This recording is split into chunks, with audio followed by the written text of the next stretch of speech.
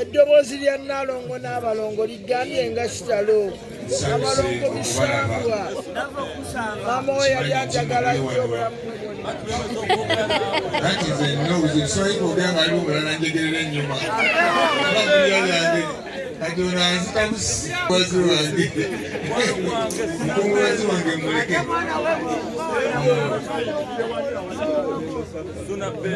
mikwano gyange nsanyusa okubalaba manyi nti nga muli wano lwa mukwano ekyo siina nakabuuza ku nsonga eyo muli wano lwa bwasseruganda ku mbeera yonna ey'empewo n'ebirala ebifaanaganako bwe bityo we muli muteredde bannange mikwano gyange mwebalire ddala mwebalire ddala embeera gye nabaddemu okuva ku makya newoolaba kati nga nsobola okwogerayo ekigambo omumirwa kuba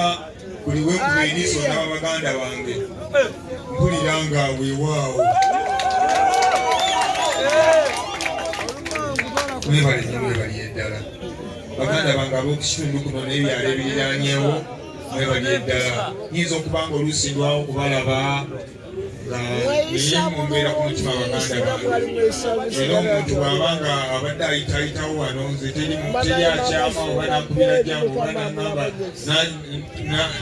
najja tunyumye emboozi nembaako embeera genteekawo ekyo ndowooza mwekyo mwenjulya baganda bange nebaza nnyo baganda bange abatindize ngenda okugenda e Kampala bannange ne mujja bannange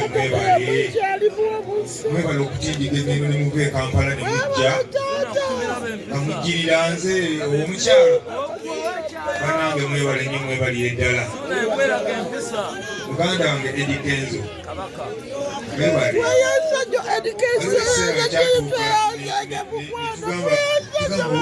oba Kenzo yatwerabira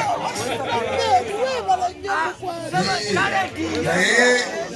Kenzo omugezi nnyo mugezi nnyo bakatisiti bawano alina ekintu ekyenjawulo kyalina alina naye embeera eyaffe ey'abannabasaka ery'entuufu bakaliba abateerabira muntu we batambudde lugendo lwabwe kubanga ffe engeri gye tutambulamu ne musuuzi ono tutambulira mu mbeera yawajja ekigere wetukizza bingi nnyo byeyatunyumizanyumizanga ekintu osobola okikuba n'ennyonyi n'ozirinnya biki kati bwekatulaba zirinya nnyo kati tulina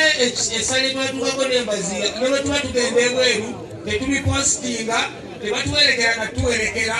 tugenda n'emmotoka zitugireka ku airport bwe tuvaayo nga tuyingira mmotoka nga twevuga nga tudda nga tubanga abamekabulaso ekitegeera akati twebaza mukama nti nno byonna ebintu Kenzo yagendanga tukabanyinyimija zirinya kwegamba wajja ekigere naffe nga tukizaawo bw'obanga onyiiganyiiga mangu osobola okukyawa musuuzo kubanga sipiidi gyaddukirako mukama gyamusuulirako yakizungirizi kati wabaawo gyamuwanika eyo nga mutuufu alina okusooka neyedistensingamukko n'abantu abamu asobole okubaako ate ebyaggusa kati bw'obanga onyiiga mangu nogamba yatwerabira kale yali mukwano gwaffe kumbe bambi ku mutima ye akola ki kati omusajja simu yo natudde nammwe obwedda temuwuga emikono emugimusuulako bwewuti alina bwe yasindikiriza ate bwe yakubya oluyi tewali n'olwensonga eyo muganda waffe ate mu mbeera yonna tubeerawo naye mikwano gyange mwebale nnyo mwebaliye ddala ebigambo ebisingako awo ndowooza balina akadde tebanteekateekeddeyo agalala mu maaso eyo mwenja okubeebaliza mikwano gyange mwebale nnyo mwebaliye ddala bannamawulire abatali bamu abazire mu kabalinga enteekateeka zino mwebale nnyo mwebaliye ddala mwebale nnyo mwebaliye ddala